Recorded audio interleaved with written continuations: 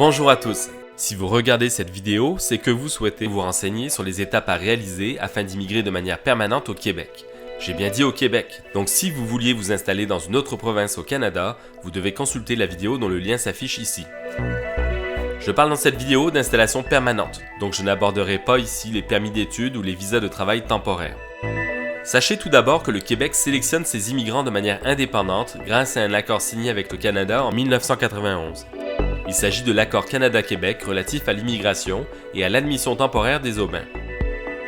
La sélection des immigrants se fait au travers du programme des travailleurs qualifiés. Vous l'aurez donc compris, le Québec favorise les candidats qui ont une formation considérée en très forte demande sur son territoire.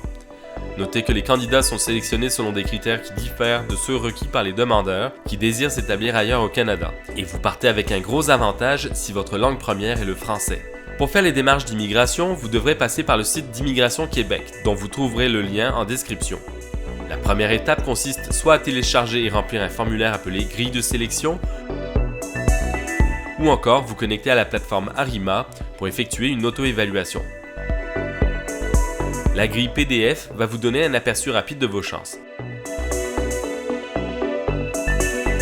Mais le système Arima est plus détaillé, plus long à remplir également.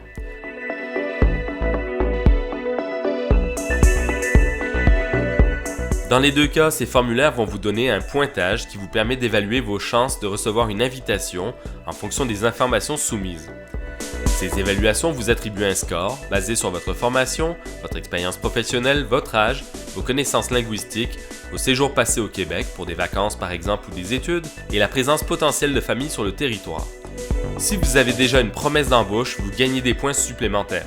Votre conjoint, conjointe ou vos enfants, si vous en avez, vont aussi avoir un impact dans votre pointage final. Si vous atteignez le score minimum requis, vous pourrez alors remplir et déposer votre formulaire de déclaration d'intérêt dans Arima. Si tous les critères sont respectés, vous recevrez une invitation du gouvernement pour les prochaines étapes. Lors de ces prochaines étapes, vous serez également convoqué à un entretien, au cours duquel les informations que vous avez présentées seront validées, ainsi que vos capacités financières, mais également on vous questionnera sur vos connaissances du Québec. Plus vous en savez sur la province qui vous accueille, et plus vous mettez les chances de votre côté. Notez que mes vidéos contiennent de l'information générale et spécifique sur le Québec qui peut être très pertinente. À la suite de cet entretien, si votre demande est approuvée, un certificat de sélection du Québec, qu'on appelle aussi CSQ, sera émis. Le CSQ, c'est le document dont tous les candidats à l'immigration rêvent. C'est la clé de la porte d'entrée du Canada. Il vous permettra par la suite de faire une demande de résidence permanente, ce qui vous permettra d'être accepté sur le territoire afin de vous y installer et d'y travailler. Dans le cas où vous ne seriez pas accepté, vous pourrez toujours essayer de passer par le programme fédéral des travailleurs qualifiés, dont le lien vers la vidéo que je lui ai consacrée s'affiche ici. Pour votre information, la réglementation actuelle a pour effet de traiter les demandes de candidats répondant à des besoins prioritaires sur le marché du travail.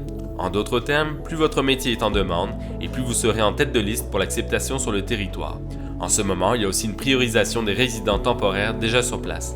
Prenez note également qu'un travailleur qualifié à l'étranger possédant une offre d'emploi validée dans un domaine en demande au Québec sera éligible à un traitement accéléré de sa demande de résidence.